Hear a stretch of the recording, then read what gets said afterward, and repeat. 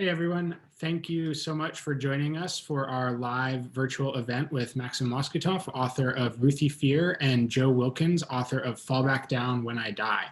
I'm Lane Jacobson, the owner of Paulina Springs Books in Sisters, Oregon, and this event is part of Books in Common Northwest, a virtual event series that we created alongside Madison Books in Seattle and Country Bookshelf in Bozeman, Montana. Before we really get into things, just a few housekeeping and tech reminders.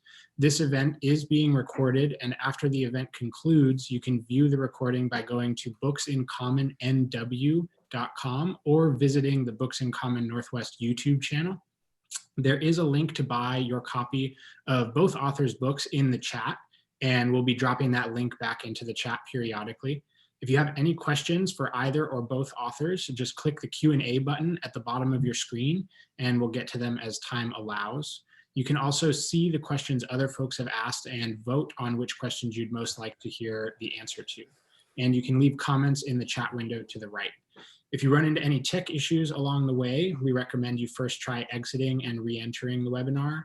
If you can't get back in, you can visit the Books in Common Northwest YouTube channel where the event is being streamed live. And for audio issues, we recommend trying headphones, which usually works to fix sound issues. We would like to remind everyone that this is a shared creative space, and we ask that we all be respectful of everyone who has joined us tonight. Offensive comments and or questions will see the user dismissed from the event. And just a quick reminder again that this is part of a series. You can view a full calendar a full calendar of upcoming events and recordings of all our past events at booksincommonnw.com. And now with all that out of the way, I'd like to introduce our authors for the evening. Maxim is the critically acclaimed author of the story collection Come West and See and the new novel RUTHIE FEAR. His stories and essays have appeared in numerous periodicals, including the New York Times, Chicago Tribune, Plowshares, and the Southern Review. He lives in Western Montana. Joe Wilkins, who some of you might recognize from the Sisters Festival of Books last year, grew up on a ranch in eastern Montana and is the author of the award-winning memoir, The Mountain and the Fathers, and the novel Fall Back Down When I Die. His work has appeared in the Georgia Review, the Harvard Review, Slate, and elsewhere. He is a Pushcart Prize winner and a finalist for the National Magazine Award and the Penn USA Award. He lives with his wife and 2 children in Western Oregon, where he teaches writing at Linfield College. And without further ado, I'm going to pass it off to our authors. Great. Thanks so much, Lane. I'm really excited to be here, really excited to be invited. Thank you, Maxim. Thank you, everybody at the bookstores. This is going to be a really fun event. We're here to celebrate RUTHIE FEAR, which is amazing. If you have not got a hold of RUTHIE FEAR yet, you got to get it. It's going to take you on quite a journey, and then a journey you're not even expecting. It's astonishing, totally astonishing. And so I was trying to pick, I'm just going to read a little bit and then we're going to hand it to Maxim because that's what we're here for. But I was trying to pick a little bit that I hope might lead into RUTHIE FEAR. And so I'm going to read a little bit from Fall Back Down When I Die from a remembered scene. One of the main characters, Wendell Newman, is thinking about his own boyhood and trying to triangulate where he fits in this particular community in eastern Montana, little bit north of the Bull Mountains of eastern Montana.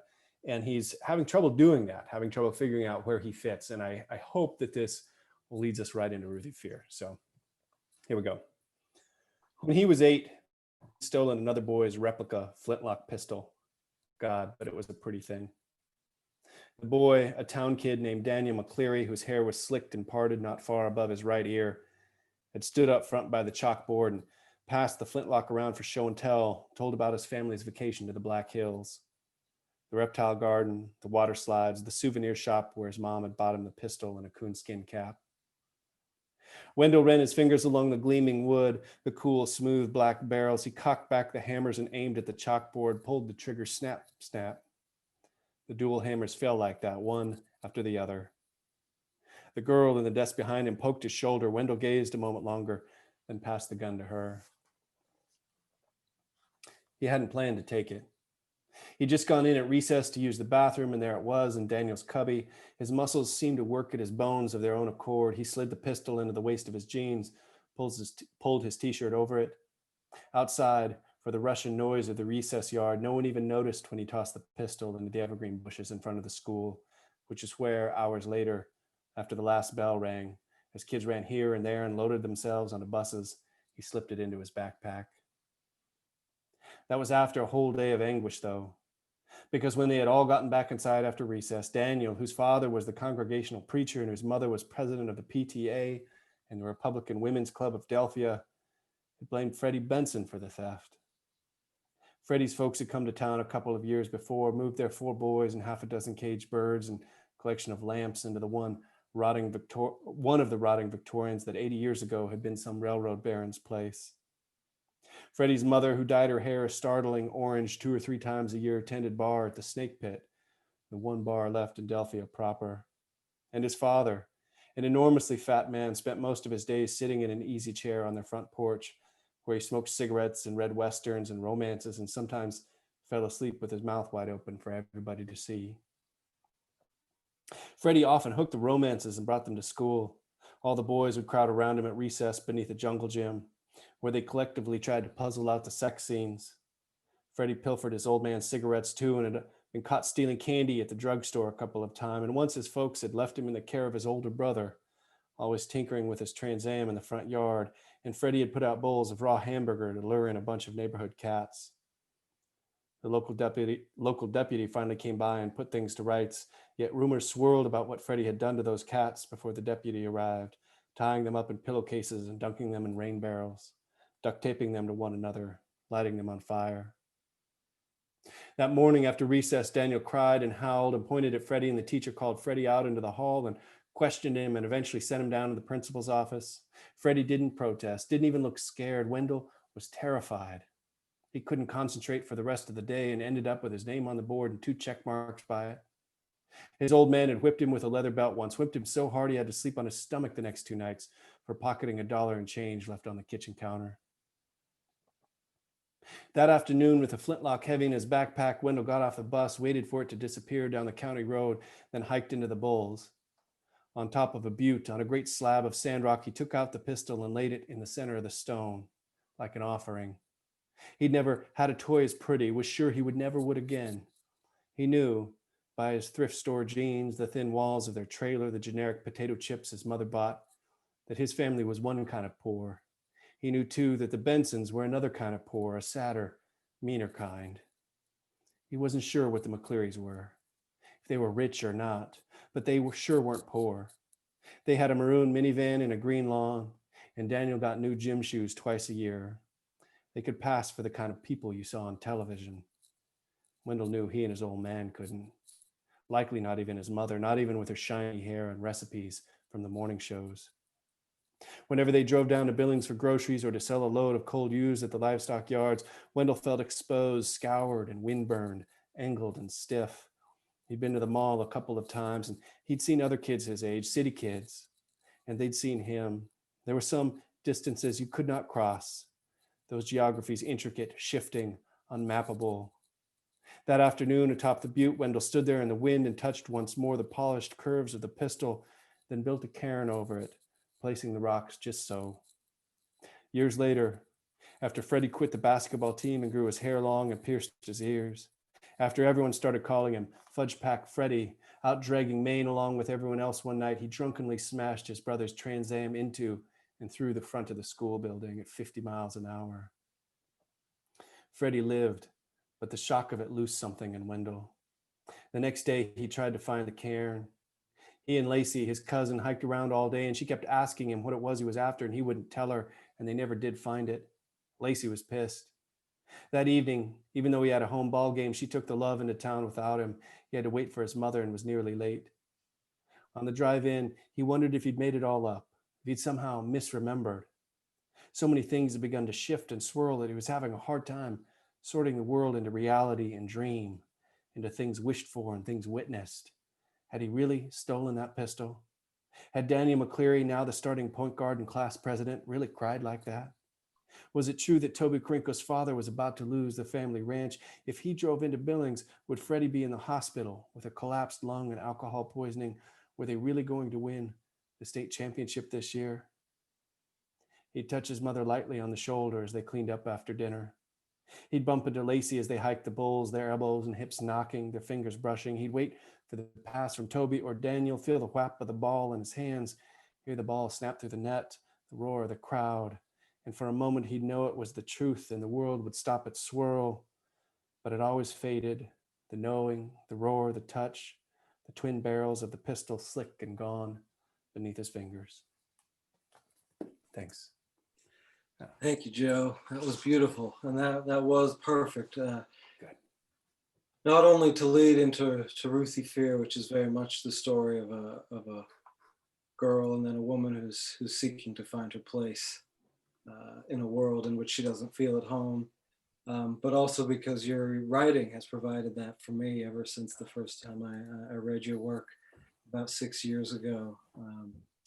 A beautiful Western in fragments called Far Enough, and then poetry and a memoir and the incredible novel behind me.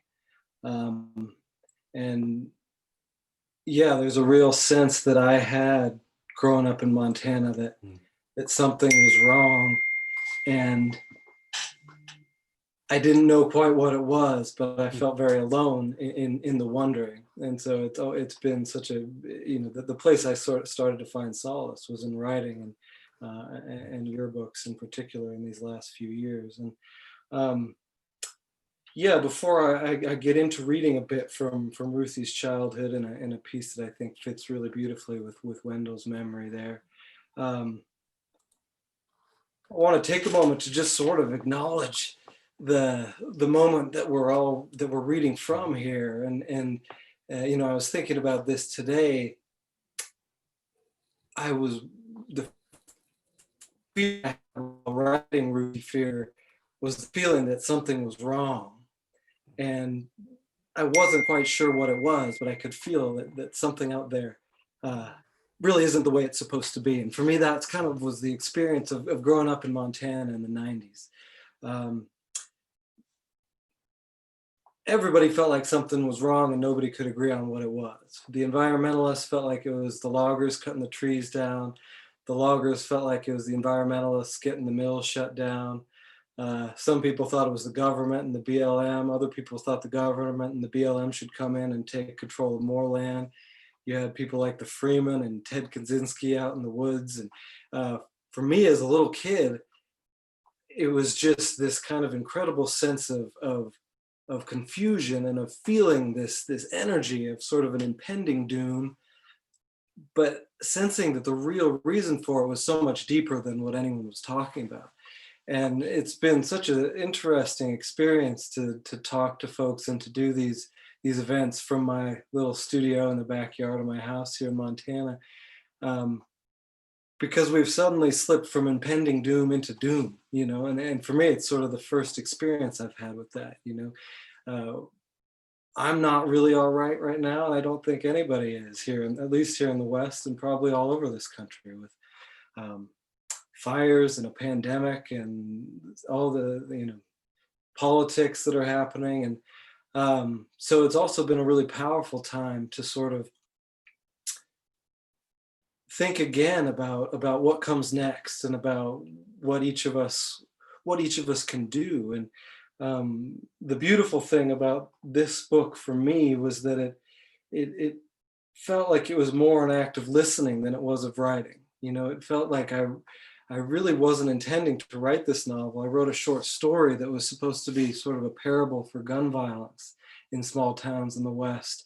And the main character was this woman who just kept talking to me for years. And I felt like I learned new things just constantly from that. And in the same way, the beauty of this moment, for how hard it is that I feel sort of cracked wide open. And I feel like I'm learning so many new things, both about the environment of the West, things that I feel like I have the power to speak to, and then about the soul of our nation and Black Lives Matter movement and things in which I know that I'm just here to listen and try to do whatever I can from that vantage point. So yeah, along those lines, I just want to really thank you guys, everyone here, for taking the time to connect in this sort of strange new way. And Joe in particular, it's just such an honor and a pleasure to have this conversation with you about the West and our world. And so I'm gonna do a short reading, sort of I'm gonna read the second chapter of this book, and really, as Joe said, this is a book about a girl who never feels at home in the West. In a certain way, she feels very intrinsically at home in a very deep way when she's a little girl in the natural world. But as she gets older, she gets sort of pulled away from it. And the trajectory of the book is her sort of trying to find her way home. But the part I'm going to read is the second chapter, from the first time she goes hunting with her father. And a very important part of the book is that Ruthie often sees things which she's not sure if they're real or not. And the people around her are sure that they're not real, but I think they might be. And I think if this one moment in time has taught me anything, it's that anything is possible in any moment. And so it's sort of a feeling that I've had ever since I was a little kid and would go walking alone in the woods and see fantastical things in the sky. And this is chapter 2 of Ruthie Fear. The first time Ruthie Fear went hunting with her father, she saw a huge winged skeleton flying in from the north. It approached over the dawn-lit mountains, wings stretched across the horizon, undulating on currents of air. Each bone rose and fell discreetly, hinged together like vertebrae and marked by shafts of light. The skull pointed toward her, its shadow slid over the earth. An alien, Ruthie was sure, some creature that glided from world to world on gravitational tides and had died in between, the heat of 1,000 suns slowly stripping away its flesh. Only 5, she felt the vastness of the universe, saw herself as a single dot, imagined skimming through the cosmos beside this hunter, without fear or hunger, passing strange worlds and towering nebulae of green and purple gas, millions of miles across. Her father's Auto 5 shotgun broke her reverie and shattered the skeleton into a mass of flapping, twisting parts. One tumbled down to the ice-covered pond before them. It landed silently in a puff of snow. The rest of the flock reassembled, carried on, and were lost in the shadow of the sapphire mountains. Her father cursed and lowered the gun. White frost clung to his red beard. Pulled too early, he said. His orange cap was the brightest piece of the morning world. Ruthie struggled to understand. One moment the skeleton, the next a dying goose. Smoke threaded up from the gun barrel and a mirror of her father's breath. The goose dragged itself across the ice with a broken wing, making not for the shore but the center, as though it would be met there in safety by a healing force. The cold air stung Ruthie's throat. Sudden warmth ached behind her eyes. She mourned the loss of the winged skeleton much more than the goose dying in front of her. The impossible distances it had crossed, the freedom to move from galaxy to galaxy, feeding on light, while her own life was confined to the trailer she shared with her father in the valley that surrounded them. The goose collapsed.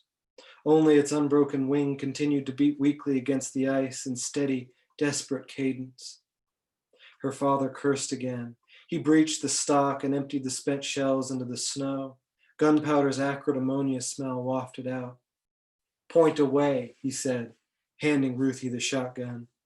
Not at me, not at you. Ruthie gripped the warm barrel to her chest. She wished the skeleton had passed overhead, that it had streamed on to Las Vegas or Cancun or one of the other exotic places populated by bikini-clad women on the posters on her father's bedroom wall. He was only 24, not much more than a child himself. He turned and picked his way down through the brush to the edge of the pond. He paused on the shore, his eyes narrowed against the cold, his eyebrows drawn together in determination. Never do this, he said.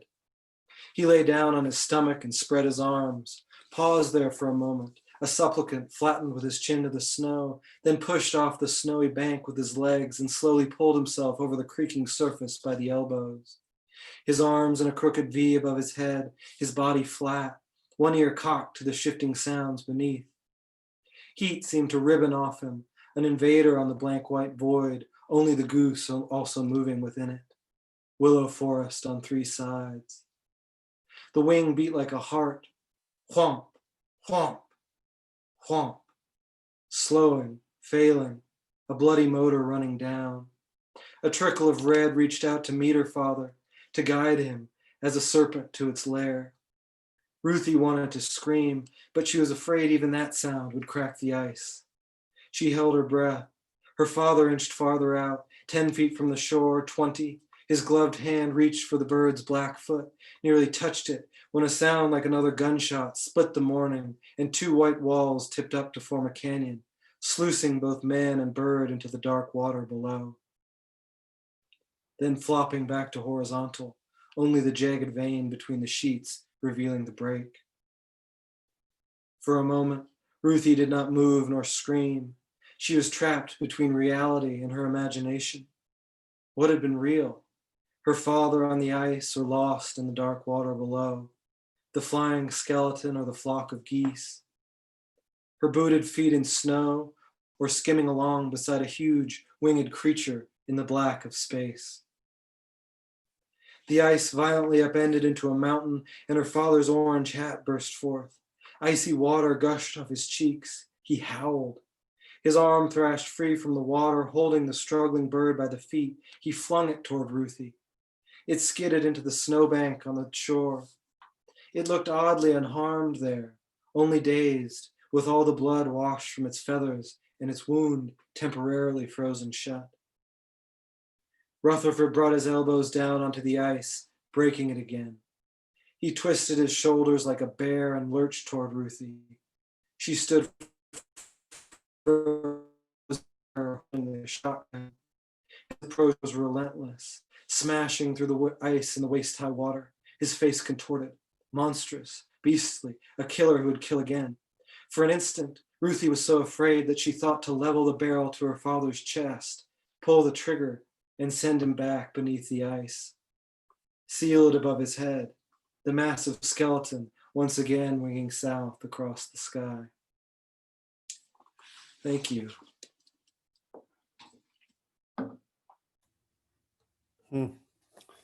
Oh my goodness, that is such a chapter. And I think it's doing something the whole book does, and that's what I want to ask you about first. It's how you're listening to all the, and you use that word listening, which I hadn't thought of before, but now it makes so much sense.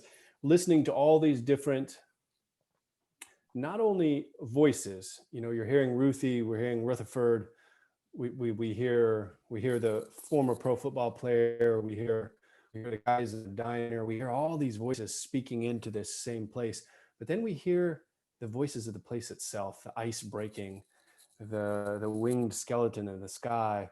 And I just wonder how did you find yourself, because these voices are so insistent and so interesting and at times, how did you find yourself listening to all these voices? How did you find a way to wind them around one another in the process of this book? That's a good question.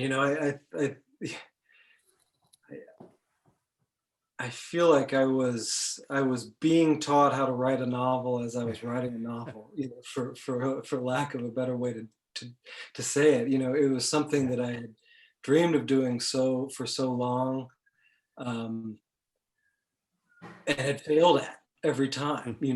I had kind of learned, I felt like I'd learned how to write short stories and how to hold that size of world in my hands. Mm-hmm. But every time I was trying to hold a world of a novel size, it would sort of collapse down around me. And I think that what you said is really true. I think it was the place that held everything together for me. I think it was the voice of the valley that kept bringing me home and kept me from, because one of the great challenges of a novel, and this is true of your book as well, which has several perspectives. It has the perspective of Wendell that we heard, Mhm. and also Jillian, Verl, and bringing these different things together, and Mhm. all these different characters. It's really easy. The experience that I had before is that, a book takes years, and I would write one section, and then a couple of years later I'd write another, and they didn't fit together at all. Mhm. They were totally separate. And the I feel like the place of the valley, and the fact Yeah. that, um, what's really happening to all these characters is that the place is moving up through them, and the place is sort of asserting its voice again, and Yeah. that felt so true to my experience in the Yeah. West, Yeah. and so true to the sort of complexity. And I'm curious, Yeah. your feeling about this too, because Yeah. one of the great sort of struggles of my life is, I was born here. There's nowhere else I feel at home Mhm. other than the American West, and Montana in particular. Um, but as I grew older, I became intimately aware that I'm also a part of its destruction, or its reshaping. And Mhm. so there's always this tension inside me of feeling this incredible connection to the ancientness of the Mm. land, um, Mhm. while also feeling like an interloper on that Yeah. land. Yeah. And so, that provides an incredible fuel that I think runs through Yeah. all my stories. And yeah, I'd love to hear Yeah. what your experience with that has been.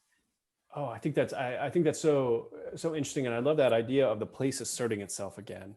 I do think we live in a world that wants to kind of erase place. You know, we can fly anywhere like that. We can eat the same food here, here, and here. we can watch the same television shows. We can try to erase place, but we do so at our own peril. And I think that's what Ruthie Fear shows us so intimately and so frighteningly, is the ways that place will assert itself in individual lives, in this wider life. I'm very interested in the ways we see place and we don't see it, and that's one thing I was trying to get to with Fall Back Down When I Die. I started writing as a poet and a memoirist, and had had enough of myself after a while. needed to see things a little bit differently, and so I don't, fiction is what brought me to reading and writing. Novels, just destroyed novels when I was a young kid. I grew up in a little tiny town in eastern Montana, and at one point the librarian, I think she might have been exaggerating because she was kind of fed up with me, but she told me I'd read every novel they had in the little school library. And so I'd always looked towards fiction, and finally, eventually, as you say, it took a long time in a lot of wrong directions, but found a way to try to write outside of myself and try to listen, as you said, to these other voices and see this place in a new way. And that's really what I was trying to do with Fall Back Down When I Die. Was try to see the same place, a place I grew up, a place that I've written my own story of, but to try to understand it and see it as someone else might, Mhm. as someone who might have been me, save a few bad breaks, or someone who might have been my mother, save, again, a few different turns of the universal tumblers, whatever they happen to be. Try to see it through the eyes of someone like Verl, who's done some awful things, and I would disagree with just about everything he has to say on things. Yet I still wanted to try to see that same place through his eyes, because he's someone I knew growing up. Mhm.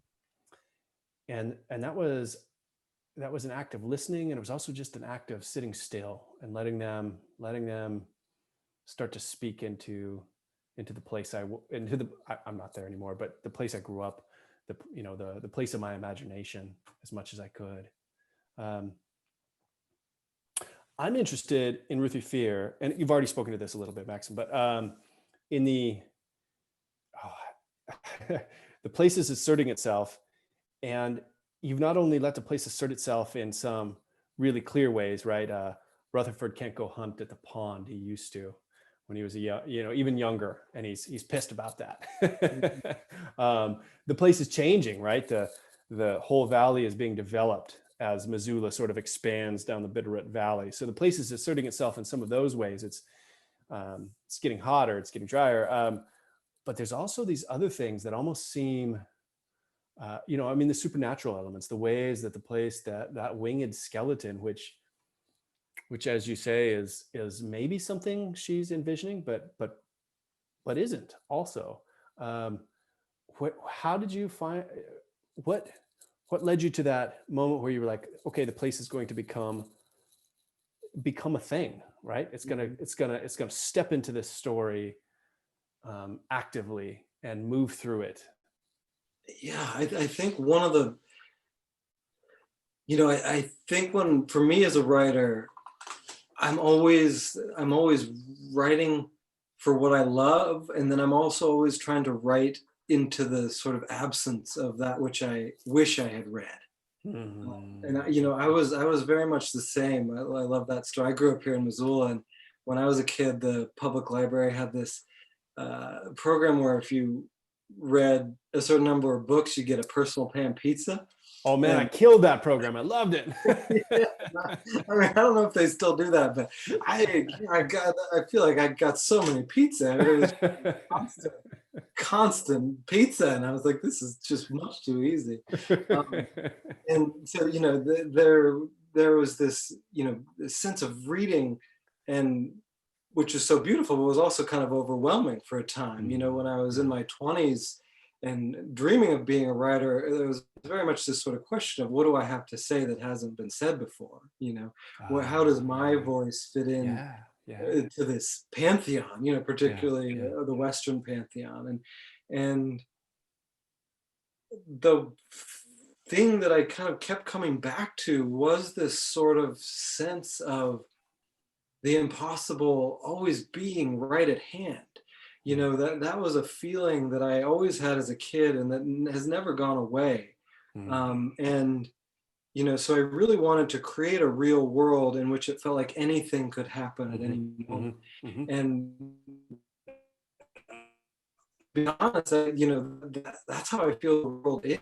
I think both on the left and the right of the political spectrum, there's a lot of hubris where, perhaps on the right, it's that God, if we follow the right God, then we know what's going to happen.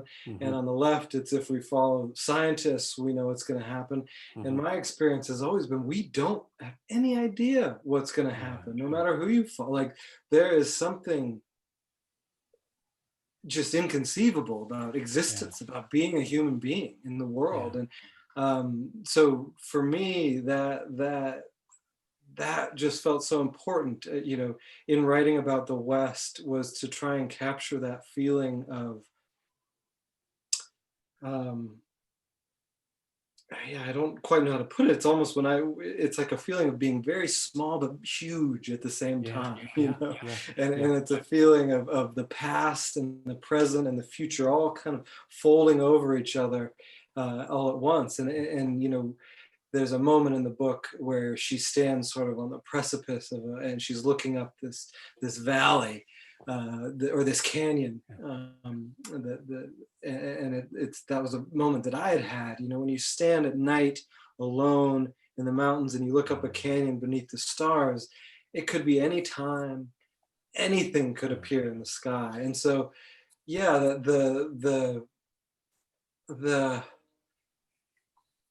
it felt very important to me, and it still feels very important to me as a writer when I feel that there is something sort of that needs to be changed about our way of being in the West. I feel like that we as writers have a part to play in that, and to give sort of new stories. And so one thing that was really important to me from the beginning of writing Ruthie Fear was I wanted to write a Western that didn't have a hero, that didn't have the usually a man in the classic trope, the cowboy who rides into town and kills the bad guy, and then everything is okay. Because that's just not how it works anymore, And so really what I wanted to do was to create a book that had an incredibly powerful person at its center, a magnet, someone who I fell in love with, but someone who was also powerless in the face of these sort of massive you know, her one power is to experience the incredible beauty of existence, which I think is, you know, is really our only power as people.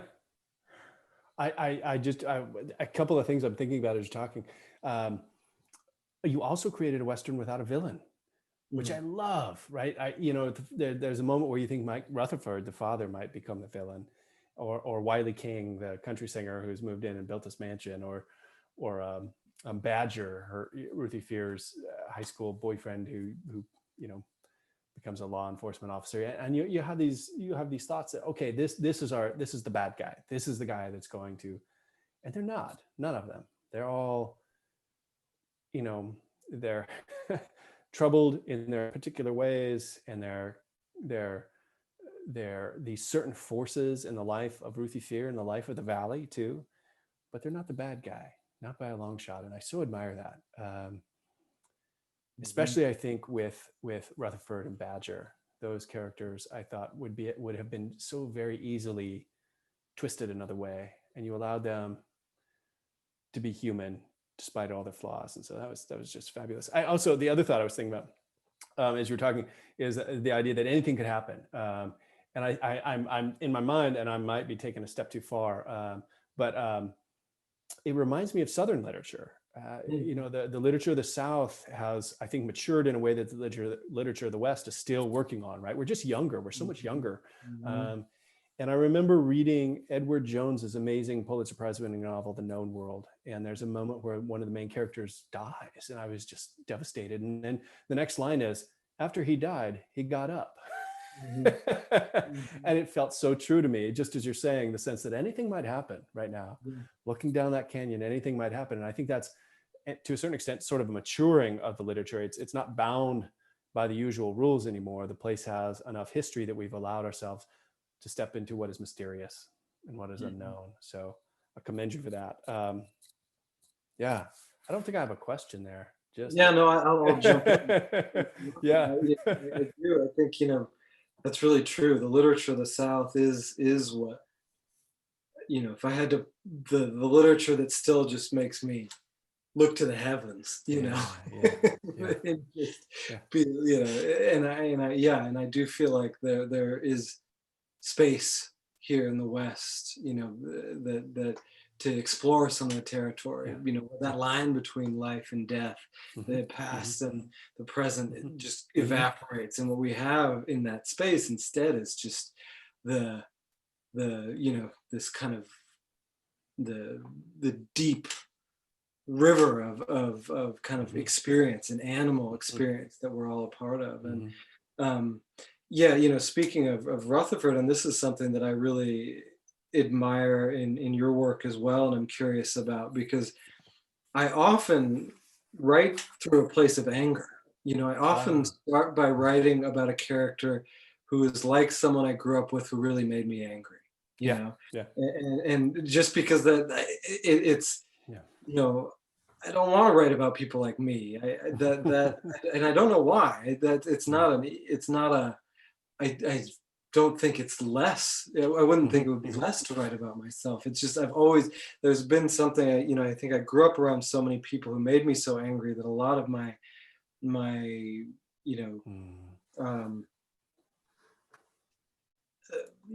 so a lot of my psychological energy was spent there. And so there's this process of moving through that. And when I started the book, I had planned on Rutherford being the villain. Interesting. But by the end, he might be my favorite character. He's the one who, the moments in the book that still touch me are the moments with him at the end. And to me, that's sort of the great joy and power of literature. And this is, I feel this really strongly in Fall Back Down When I Die, where it's, I can sense that a lot of the characters are, like, and I don't want to put words in your mouth, but perhaps like people you grew up with who you were not. But it is an act of understanding. And the really beautiful thing of writing a novel is if you spend 4 years with a guy in your head, you can't hate him anymore. At least that was my experience. When you start to really live and really look at the world through those kinds of eyes, it starts to make sense in a way, you know. And Yeah. and yeah, that to me, that's one of the I don't know how to put it, but sort of healthiest parts of writing, Yeah. maybe. Yeah. Well, I think it's one of the healthiest parts of reading too. Yeah, yeah. The fact that when we read, suddenly we become one another for a little bit. You know, we close all that distance that's between us. Um, I often tell my students that in reading, we get to do something we don't ever get to do in real life, right? You know, even those we love the most, we don't know what they're thinking. And in the space of a novel, we do. We know Yeah. what Ruthie Fear is thinking, right? We are that close to her. There's no distance for just a little bit. And I do think that's the power of fiction, that it allows us to remind ourselves, for as much as separates us, there's so much that also contains us and brings us together. And I totally agree. I set out in some ways to try to write, especially with the Virl character who came first. He was the first character I found. Try to write someone who I would disagree with on almost every level, and to try to write from his voice and to try to see if I could let myself just sit still enough and hear him speak enough and see where he might go. And that was such an exercise. The short story that began with Virl's voice, I think, took just about as long as the novel to write. But it was, and it still remains like one of the things I'm proudest of as a writer, is being able to sit and to listen to him speak. And even, as you say, with Rutherford, by the end, Virl finds a place. I don't know that he redeems himself, but he finds a place where he can speak honestly. And he can see himself and his world in a way he hasn't seen before. So,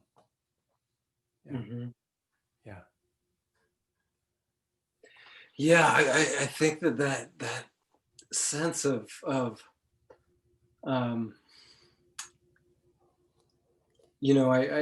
one thing that I really related to and was fascinated with the character of Virl that I found in my own work, and that I've been interested as a Westerner since I was a kid, was this sort of sense of the West as kind of a release valve for the rest of the country, and that there was always an option of running off into the mountains. You know, and that's a big part of your book too, which is really interesting, and I think kind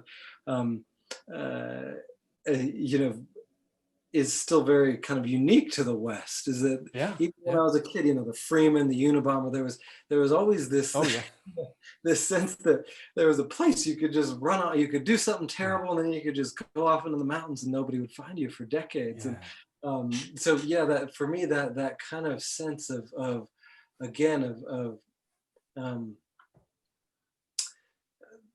like living in a place that's on sort of the edge of reality and possibility. And it's strange, because for people who I disagree with on so many other things, there's a way in which I think we feel the same on there's this strange sense in the West still that you could just leap right off the map, and find yourself like Virl does, living on the rocks, sleeping on the rocks, I would just say one thing I love about Ruthie Fear, of course, and maybe I see Lane jumping in on us here again, but is that is you're still found. And that's what I love about this book. Again, I think it's like a mature book about the West, in that's our mythology, but it's probably not possible anymore. Exactly. That darkness that's coming finds her and finds everybody. And it's a myth. It doesn't exist anymore.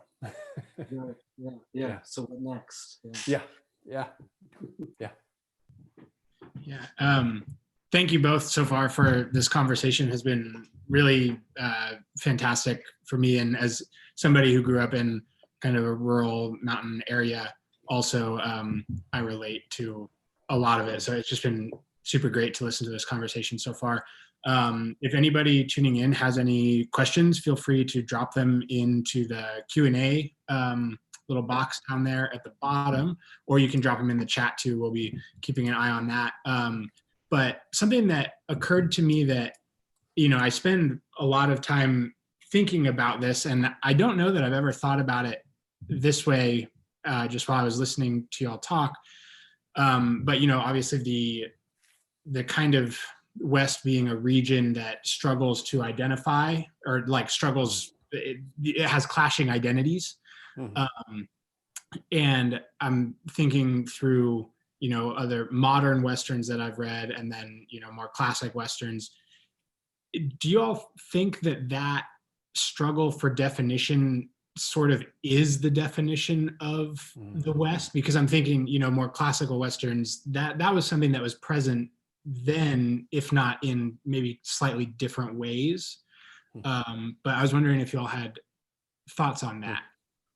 And because I had never framed it that way in my mind before, and I don't know if it's valid or not, but it seemed an interesting thought to me. Absolutely. Yeah, I absolutely think so. You know, I think that for me,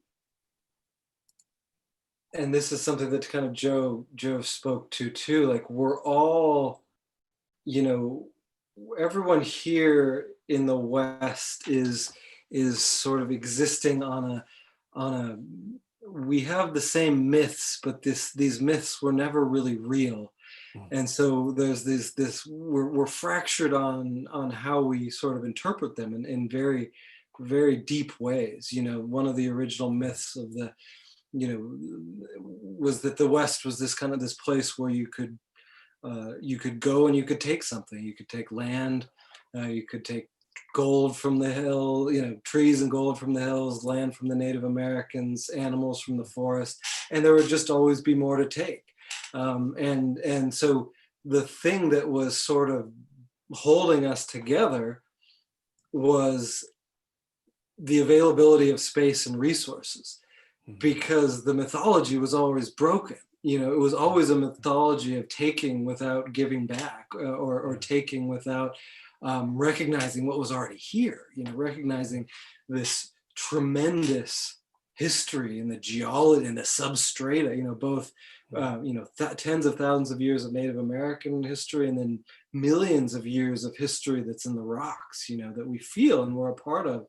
And so, you know, we were kind of, you know, felt like we were bound together with fishing line or something, you know, but when there was, when there was sort of enough for everybody. And now I think that's exactly right. Now we are living in a place that's sort of defined by its fractures. You know, we're living in a place that is currently, you know, if there's one sort of defining thing about the West, it's how divided it is right now between urban and rural, between ideology. You know, there's so few things. You know, in RUTHIE FEAR, I spent a lot of time. There's a laboratory in the center of the Bitterroot Valley. And this is a real place that has fascinated me for so long, because it was one of the only things people could agree on, was that a lot of people, you know, had issues with the lab, but they were all so different. You know, for some people it was the idea that there was animals being tested on there. For other people it was the scientists were, you know, toying with God, or and so, you know, it felt like the only thing for a time that could bring people together was to be against something that no one actually understood. You know, when in reality, you know, most of what goes on in that lab is working on vaccines and things like that. And so, yeah, I think that's absolutely right. We live in a place that's sort of defined by the fissures within it. Yeah. The one thing I'd add, absolutely, is that I think too, in some ways, the West is the most American space in America, and what we're seeing across the entire country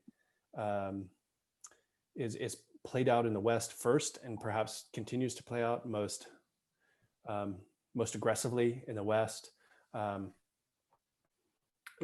The fear and the confusion you spoke about, Maxim, early on, introducing RUTHIE FEAR, I think is something we're all feeling right now. And I felt it the same way growing up in Eastern Montana as you did many, many years ago. And so I think in a lot of ways the West is the most American space. It's a space where these struggles we're all feeling right now in 2020 have been playing out for a long time between folks who wanted to continue to use these resources, and folks who wanted to have a different vision of a space between urban and rural, between various ideologies, in a way that maybe the literature of the South in the previous century was the literature of America, because it was really getting right at the root of what was going on. I wonder if the literature of the West is doing that now. Definitely. Another question from an audience member. I love the ending of Ruthie Fear, so mythological and bold. Could you speak a little about writing in the form of the parable? How did you get the idea to write a novel-length parable? Yeah, that's a great question. It kind of going back to what Joe was saying, it feels like I'm sort of fumbling around in the dark to write something about the West that hasn't been said before, and something that can inspire perhaps a new way of being in the West. I mean, that's the dream, and I think that no matter what we're working on, what our career or path is right now, what we're all searching for is a new way of being in the world. I mean, that feels just so necessary. And so, for me, parables they've always held this really powerful fascination for me. I think because I was raised going to a Christian church and reading the Bible a lot and reading, and the just being really fascinated by the idea of writing, of a piece of writing that has a message and that has an answer, sort of, and then finding it really interesting that that's kind of the opposite of contemporary literature. I feel like most of contemporary literature has gone absolutely toward ambiguity. Anytime we're presented with a hero now, it seems like by the end of the book we see them do something really ugly, and if there's a villain, they're complicated, and so I'm always kind of interested. I always want a book that in my, and that would be sort of completely reframed by a gesture toward parable, or a gesture toward something happening at the end that reframes everything that's happened before. And I mentioned this really briefly earlier, but the first tiny seed of this book was trying to write a parable for gun violence in the West, because that issue in particular sort of typifies so many of the divisions, and it's one that I have some complicated feelings about. But the bottom line is that sort of as soon as you bring up gun control, the conversation is over in the West. But if you talk to people about, hey, maybe we shouldn't have so many assault, you can actually have conversations about these things. It's just sometimes when it gets politicized, it's over. And so the earliest kind of parable I had the idea of writing was, what if there was a town where everybody was armed and something happened and they all just started shooting each other, and like the idea being, and that's not what happens at the end of this book. But that was the first, that was sort of the first idea of a parable, like just sort of like, think about the consequence of guns in a different way. And so, yeah, for me, I think it's just a sense of, I think as a writer, I'm always, the struggle, and you constantly have to give yourself purpose and confidence, because you're doing this alone for years. A lot of times you don't think it's very good. And so, things like the parable, there are often ways in which I give myself a sense of purpose and keep my mind sort of active and interested in the process. Joe, do you have anything to add? Any thought? I think that's great. I want to go try to write a parable of sorts right now. I do. I love that you said too, Maxim, the idea being raised in a religious family. I was too. And I do think that I find myself cutting across the current often of contemporary American literature, and that I really am interested in meaning. I really am interested in how, what this is adding up to, which in certain conversations isn't part of the conversation. And so that is something that matters to me immensely. And I do, of course, parable is one of the ways that you foreground that.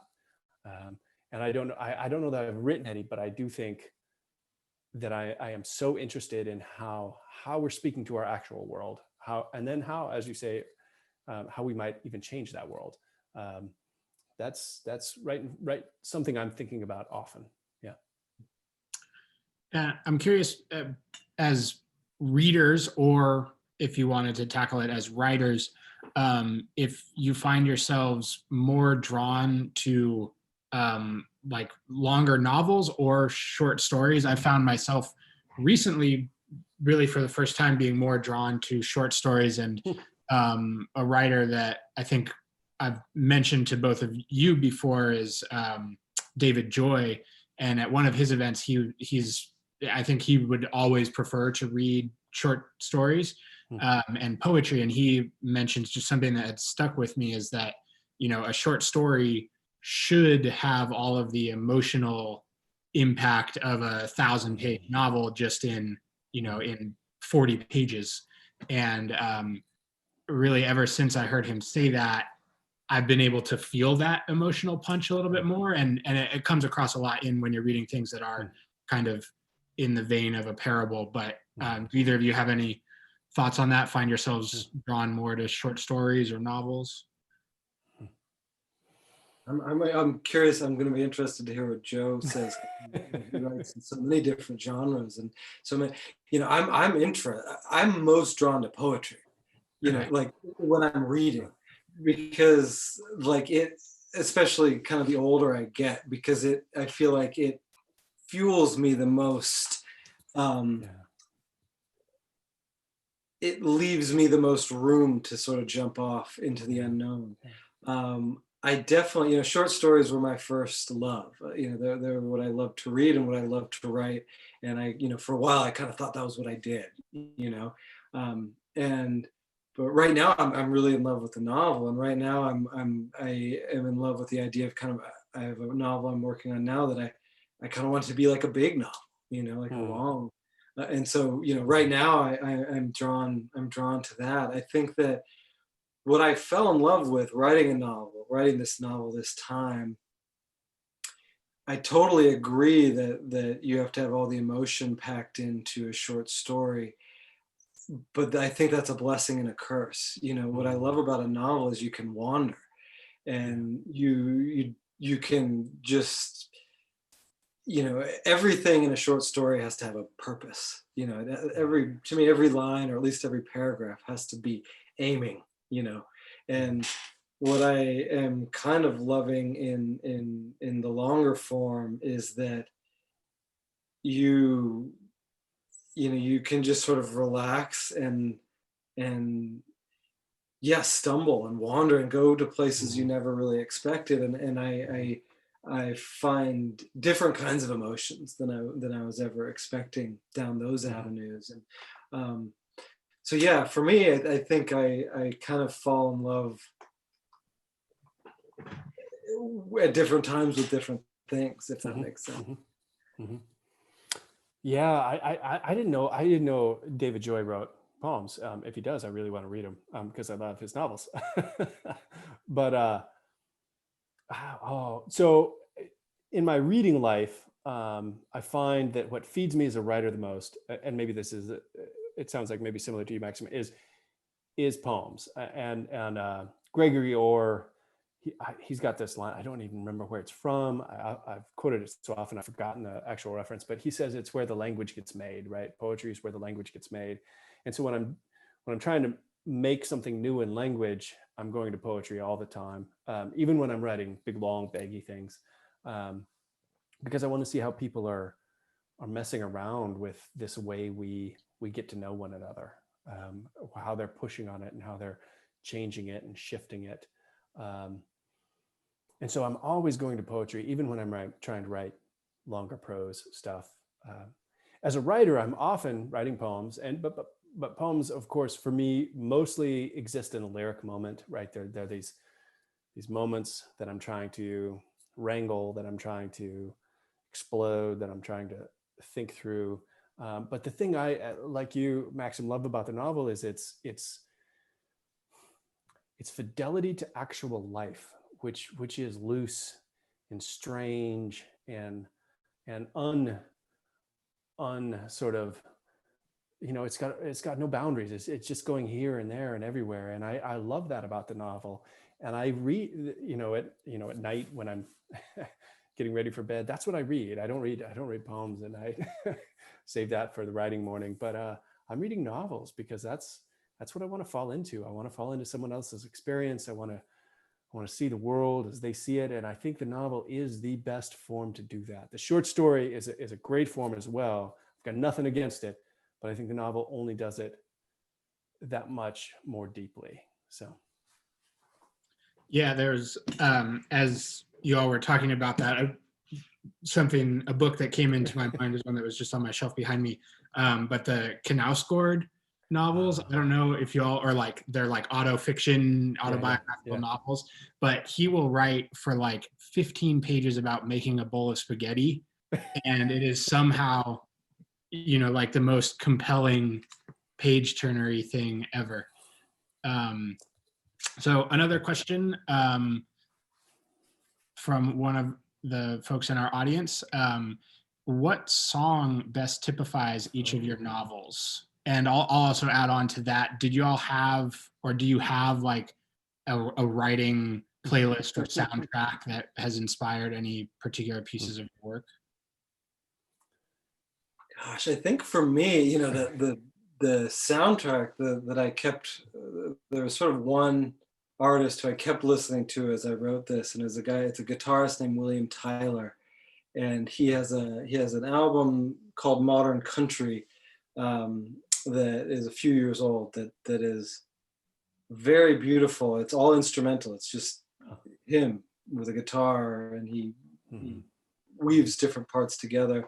But it again, it's interesting thing with writing. When I'm working on something, I'm very strategic about what I read and what I listen to, because they both can either act as an open door or a closing door, and there are some, for example, I would never read Cormac McCarthy when I'm writing, because it's a closed door. It's like all you can do when you read that is start to imitate that. And a lot of music, that I absolutely love, like incredible lyricists, I don't listen to them while I'm writing, because that you get into their world instead of yours, So I'm always looking for things to listen to while I write that really keep me in my world. And for this book, that album more than anything was it, because he sort of starts with sounds that are very classically Western, even reminiscent of, it's so funny that when I think of classically Western sounds, I think of an Italian composer, Morricone, the spaghetti, the good, the bad, and the ugly, those kinds of sounds. Western sounds that came from Italy, people who had never been here. So he kind of starts with some of those kinds of sounds of almost like vibrations of a landscape, or the feeling of driving through southern Utah and with the buttes and the formation sort of passing you by in slow motion. And then he turns it into something very modern and that I'd really never heard before. And so for me, that was sort of a soundtrack that felt like it was doing in music what I was hoping to do in the novel. I will tell you right now, I really want to hear Wiley King's Lonesome Rider. The country music star you invented, Maxim, and then quote throughout the book. I was just like, oh man, like in my mind, I don't even know where he is. He's a little Waylon Jennings, but he's got a little more. Oh, I'm trying to think what it is. A little more edge. But yeah, I'm always listening to music. Music is a huge influence on me. I think one of the artists that I've been listening to for the past, I don't know, 4 or 5 years, who's influenced me the most is Jason Isbell. And my wife always teases me that I've got a little bit of a crush on him, and I probably do, just a little bit. But his song, from his last album, the Nashville Sessions, "The Last of My Kind," just kills me. And he's speaking in a voice, as he often does, speaking as someone who left a small town to try to go to college, and then it doesn't quite work, but there's no place to go back to. And even early on writing "Fall Back Down When I Die," I just thought, oh my goodness, this is Wendell's story, right? There's no space for him to go back to. He wishes there was. He has this vision and these skills that just aren't valued in this world anymore. And of course, beyond that too, Isbell's song is speaking, I think, to a lot of the struggle that many rural areas are facing right now. And so he's someone who's sort of helping me think about, and of course he's writing from the South, he's writing native of Alabama, but there's so much connection there between those two rural spaces. So he's someone I'm thinking about often when I'm writing his work. Is that Isbell? Isbell, I think. Jason Isbell in the 400 unit is his band. Two L's. Yeah, is it 2 L's? Okay, It's 2 L's. L's, 2 L's. yeah, 2 L's. yeah. Yep. Good. Another question from the audience: how integral to your success as a writer, for either of you, was your participation in an MFA program? Do you feel you would have been able to gain the type of confidence Maxim alluded to, the confidence to trust that you have something to say, if you hadn't gone through that process? And I'm curious to hear what you say, because I know that this is fierce opinions on both sides of this. Yeah. I mean, for me, it really was integral. Absolutely. I think everybody is different, but for me, I went and did my MFA in New York at NYU, and it was so important for me to, again, that was where I saw what I could do that other people couldn't, and also where I was like, oh, I can do this, because I was around this cohort. There were 12 of us who were incredibly talented, and just feeling like I was a part of that was huge. But also, sort of one thing I noticed during the first year of my program was so many people were writing sort of very similar things, and I was too. I kind of, through having that sort of survey, even though it wasn't a huge, but through seeing all those stories and seeing what I was doing, I was like, oh, we're all sort of circling around,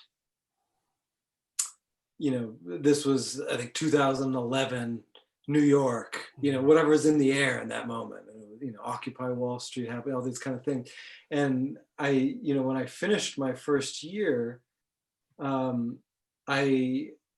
it was this really interesting moment, because I threw out everything I had worked on the year before. I was like, none of this is me. It was all me trying to fit into this place. It was me trying to write for these professors and these other incredibly talented writers of my age. And I came back to Montana, and I saw Montana sort of for the first time in a certain way. I suddenly noticed everything that was weird about it, everything that, people who didn't grow up here would be kind of astonished by, that I took for granted, all the really bizarre stuff that had happened in my high school, that, again, to me, when you grow up in Montana, you're like, oh, that happens everywhere. Everybody knows what a spotlighter is. That's when somebody's hunting with a light and they're just shooting animals in the road. And it's like, no one in New York. And you tell someone in New York that, they're like, what? People do that? And so, yeah, for me, it gave, more than anything I learned in the classes, it gave me, A, sense of purpose, and B, it gave me this community, this cohort of writers who, even if I'm not in touch with, I am always in, and I don't love this word, but it's true, like competition with, in a way. They set the bar really high, and I'm aware of their books. I'm aware of the amazing things that they're doing, just like I was, when we were there together and I was reading their printed out stories and workshop. And so So it both gave me a sense of purpose, and it made me realize the bar is up here and you've got to get up there. And so, you know, yeah, the question of an MFA, I think, is a different one for everyone, and I think it really depends what your mindset is when you go into it. But for me, sort of coming from Montana and knowing that I love to write and that I needed to write, but not knowing what to write and not knowing what parts of my story were writable, you know, it was incredibly valuable. Mhm. Yeah, everything. Yes. The only thing I'd echo is I think the most important thing you mentioned, Maxim, is the idea of community. And I think whether you go to an MFA or you go some other route, we have this idea that writers just do it all on their own, and it's just not true. We exist in community, and we work with one another, and we read one another's books. And sometimes that community is really close. You're sending drafts to somebody and you're getting ideas. And sometimes that community is far away, right? You're picking up that book after 6 months, or you're coming back to this particular bookstore that you visited once. But that community matters. And as someone who's interested in writing, you need to think about, okay, what's my community? How am I developing and deepening my community? And I think that an MFA program can be an amazing way to do that. Offers both peers and mentors often, but there's other ways too. But you do need to have a community. That's a vital part of being a writer. Definitely. So as we move into kind of our last block of questioning, because I have a couple of questions related to this, but as somebody in the audience, which I think Maxim, you've touched on a little bit, but maybe could expand on, who or what inspired you to create the character of Ruthie Fear? Or is she based on a real person at all? You know, my instinct in answering that is to get sort of mystical. You know, I think she is a real person. You know, I feel like someone was talking to me. I mean, the real, but you know, I think that, yeah. So for me, a lot of writing, and the older I get, the more it becomes, the more conscious of this I become. When I am sitting down to write, the process is often of emptying myself out rather than trying to fill myself up. You know, and that's something that took me a long time to learn. And it really feels like when I sit down to write now, and it's why I really don't believe in writers. I go months without writing anything, but I never feel blocked. I just feel like I'm waiting, like I'm just, I need to open myself up again, you know, because when you write a book, when you go into a world so deep, it takes a while to sort of open yourself up to another world. And so, yeah, I mean, you know, for me, the character of Ruthie Fear it felt like through the process, I had been really fascinated by the Bitterroot Valley for years, ever since one of my dear friends had worked out there during our early 20s. And so I'd go out there and see him all the time. And the place felt like such a microcosm for the modern West. It felt like it had the tension between rich and poor, religion, environmental, science, everything was just, and also with changing rapidly, the rapid sort of growth, all in the face of this incredible natural beauty and this incredibly rich indigenous history. So it was this place that I just kept chewing on in my head. And I feel that, you know, that by just sort of being in the place for long enough, or putting myself in that place for long enough, I sort of became open to characters from the place, and in particular to Ruthie Fear, who was very unexpected. You know, I'd never intended to write a book from a woman's perspective, let alone my first book. You know, that was a total surprise to me, but it felt like I had no choice. And in retrospect, I can see, you know, I could give sort of an academic answer about how it allowed me, you know, a lot of what the book looks at is different kinds of of broken masculinity. And since she's in that world because she's surrounded by men but isn't a man, she can look at that. And I kind of realized that later, but in the moment it really just was like, oh, this is the person who's speaking to me. Joe, do you have any thoughts on that at all?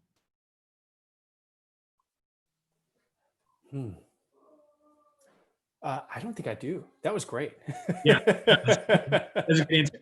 And on the subject, we've talked a lot about place, and obviously place as a character, but both of your books have really fantastic characters themselves. And you know, in the weeks since I've finished reading RUTHIE FEAR, I just really miss spending time with her.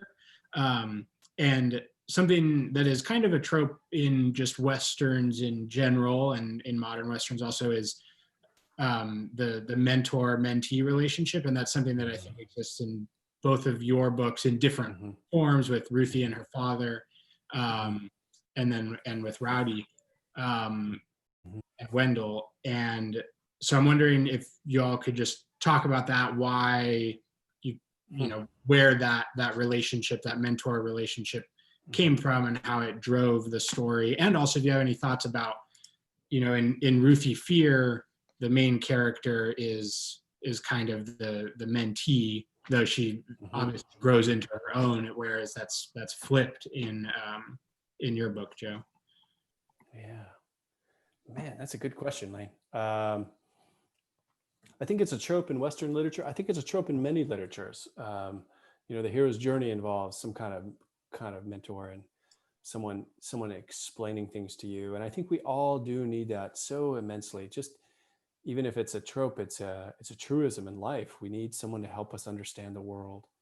And those few of us that are really lucky get someone that helps us and that explains it really well and truly and kindly, and sees us and the world and helps us figure out our place in it.